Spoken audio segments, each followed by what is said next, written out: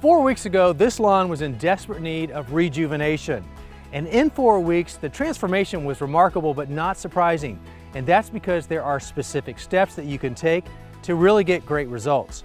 So let me walk you back 4 weeks ago to the very beginning, and I'll show you what I did to breathe new life into this cool season fescue lawn.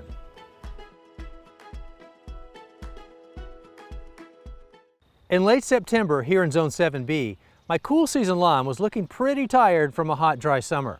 But not to worry, I knew the 7 steps I needed to do to restore my lawn to peak condition in just 4 weeks. The steps to rejuvenating your lawn are going to require access to the soil with as few obstructions as possible. So the best way to set the stage is to mow your lawn at a much lower setting than any other time of the year. This will create a cleaner surface to pave the way for the remaining steps. Once the lawn is cut very low, it's time to clear the surface of thatch and debris that can block access of water and nutrients into the soil. It's an easy process to do with a good stiff rake. The next step is optional but highly recommended. Rent a core aerator and run it back and forth and then again from side to side so that you've made 2 complete passes over your lawn. The cores extracted from your soil will quickly break back down into the soil within a day or 2. In the meantime, the openings created are ideal for receiving the important ingredients that are about to be applied. There are 3 ingredients that go into the renovation of a cool season lawn. The first 2, fertilizer and grass seed. And it doesn't matter in what order that you apply them, but the quality of the product, well, that's everything. Select high quality grass seed that makes for a good cool season lawn. Fescue and bluegrass are 2 of the most popular. And apply the seed at the rate recommended on the package. One of the biggest reasons cool season lawns fail to establish is because it's applied too thickly. Don't make that mistake. More is not better, and it will choke itself out when it's over applied. The other ingredient is fertilizer. I prefer to use a non-burning, slow-release, organically derived nitrogen-based fertilizer for all my lawn applications. Milorganite is what I've been using for years with great results. And again, just like with the grass seed, apply whatever fertilizer you use at the rate listed on the packaging. More is not better, and a little bit goes a long way.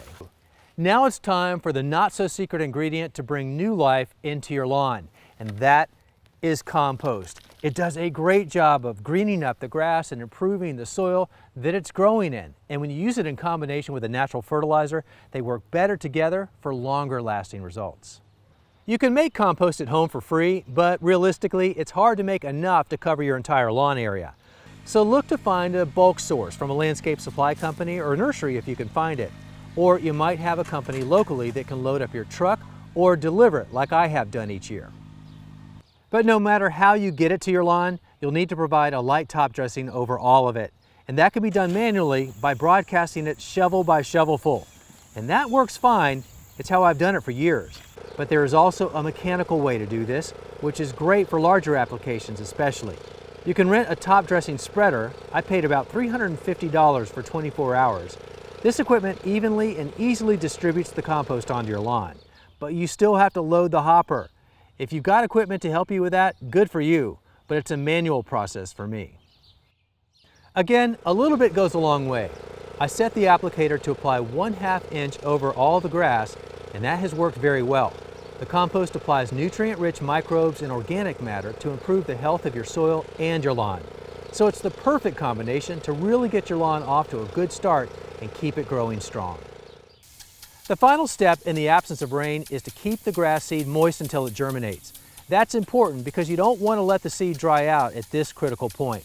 Just a light watering once or twice a day should do the trick, and then you can back off on the supplemental irrigation once it sprouts. So that's it. Follow these 7 steps to breathe new life into your fall cool season lawn too. The whole project takes only about a weekend, but the results that you'll get, well, that will last season after season.